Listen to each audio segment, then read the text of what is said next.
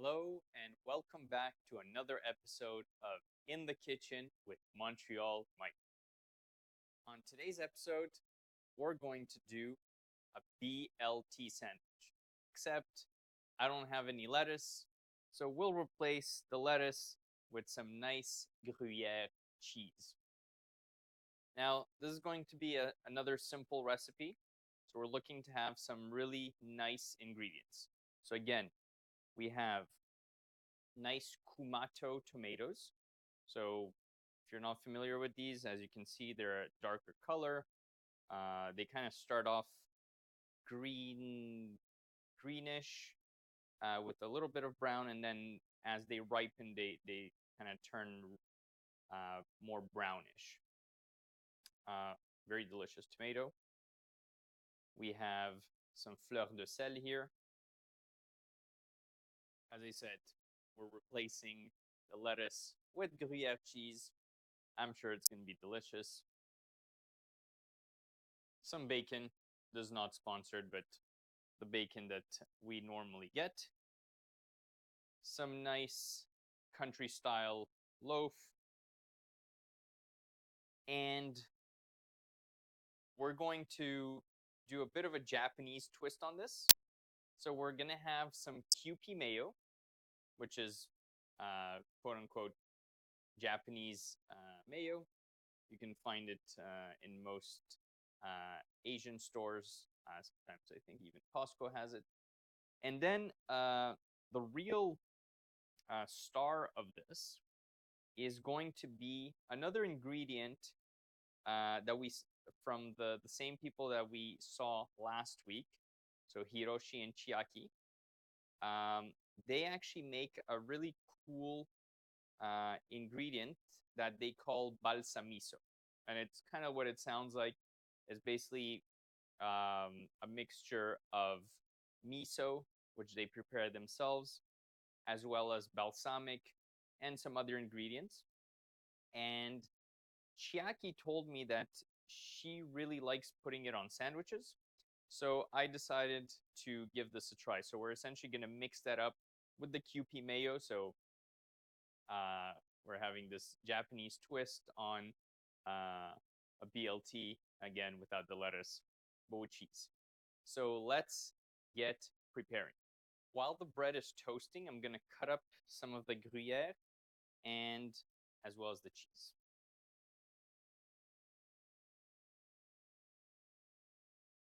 Go with somewhat thick slices.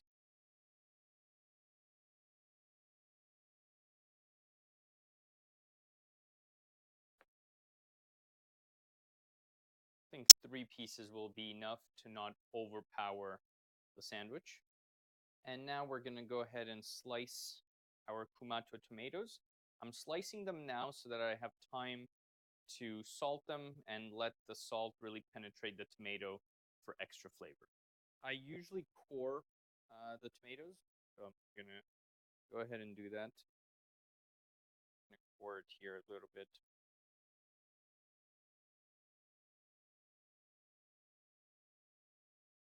As you can see, I'm not a trained chef. I just enjoy eating and cooking. So let's slice these tomatoes up.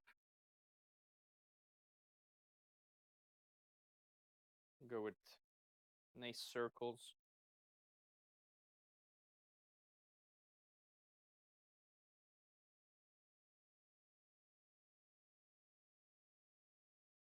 About 1.5 centimeters each.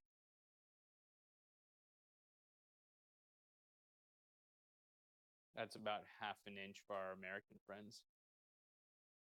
I probably didn't eat the 3rd tomato for the sandwich, but these tomatoes are really delicious.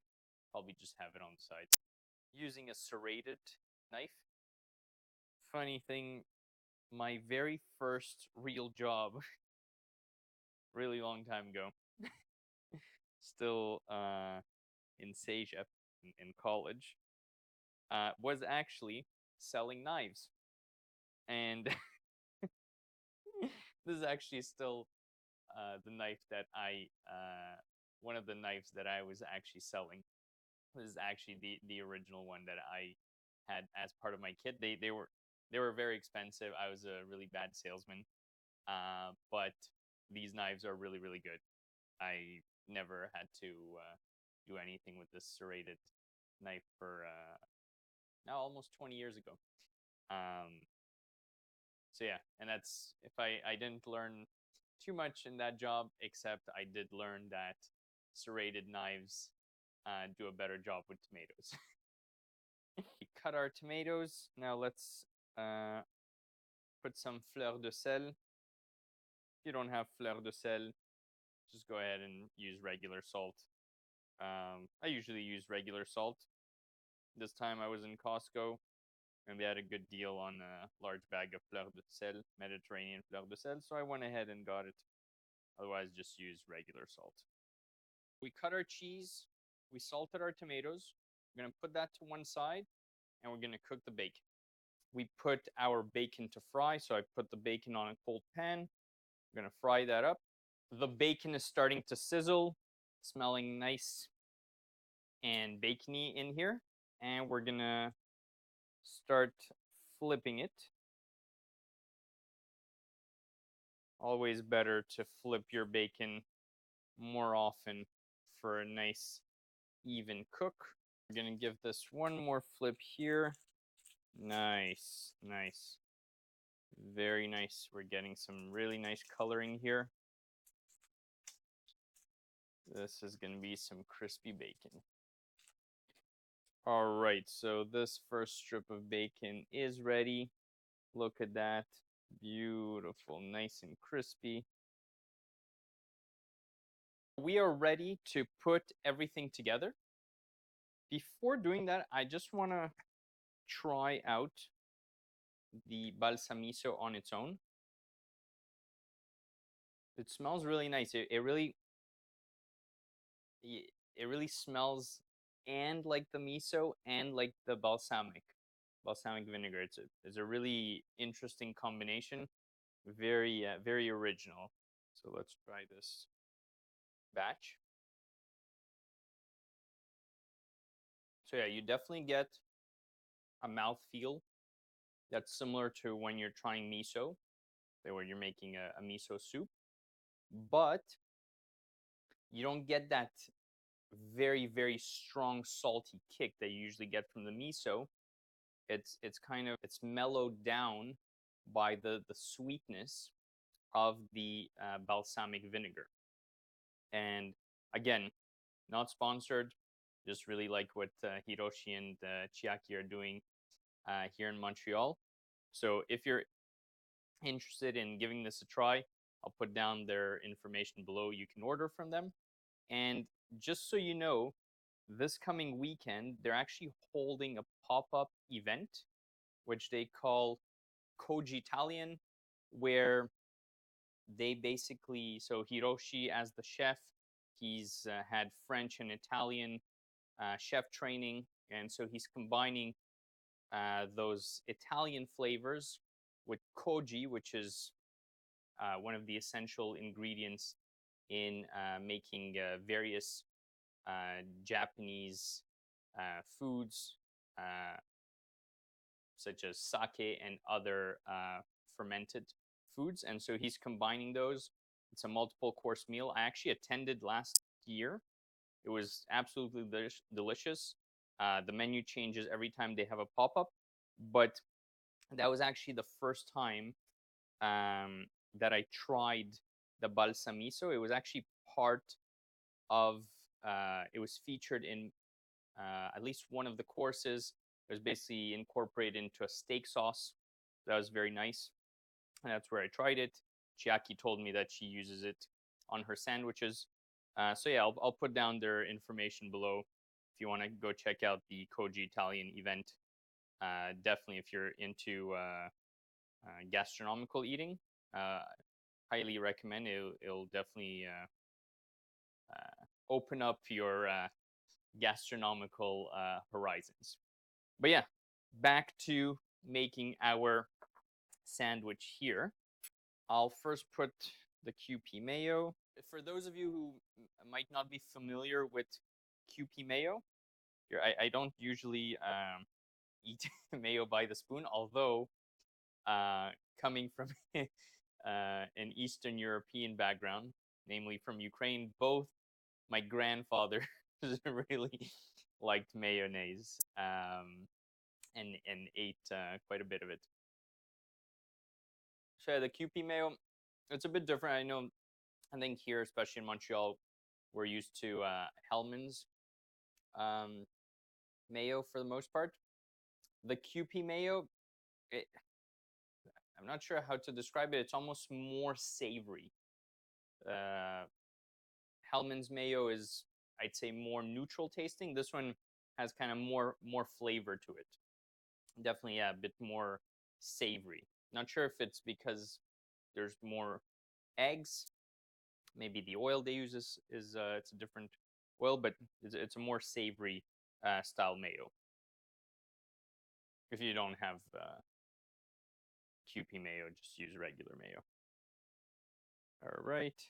And then because of the bottle and the snout, it comes out in this fun shape here. Squiggly lines.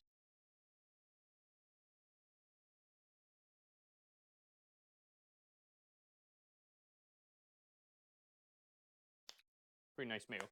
And now let's add the balsamiso. So I'm basically going to spread it out and sort of end up mixing it with the mayo. So this should be enough for both sandwiches. Sorry, for both breads. I mean, it does still have miso as its first ingredient, so there's still a decent amount of salt in here. We'll put the cheese down so that the tomato juice does not go a bit further. Tomato juice doesn't go on the bread to make it soggy. So we have our Gruyère base here. The tomatoes, I'm just gonna give this a try here now that the salt has really penetrated.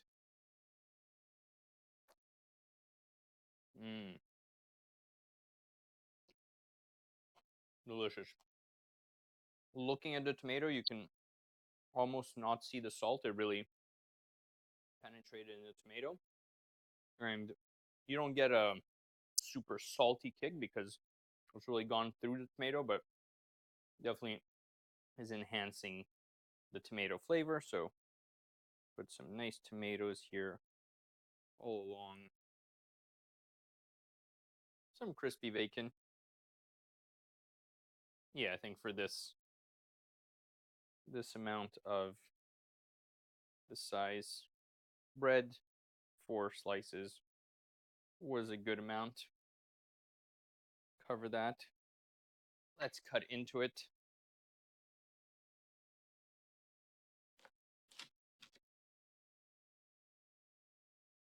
Check this out.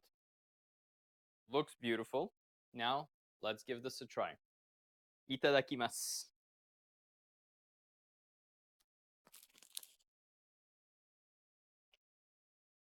Very nice.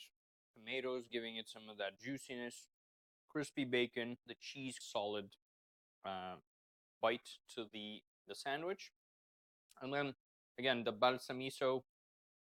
You can feel it there. It's sort of enhancing the flavor. Giving this really an umami kick, but without overpowering it. It's really, really nice. So definitely, if you like miso, if you like changing things up a bit in your sandwiches, I think that's actually a really nice addition to add to the mayo. This is a great lunch. Hope you enjoyed another installment of In the Kitchen with Montreal Mike. Let me know what you thought. Let me know if you've had balsamiso before.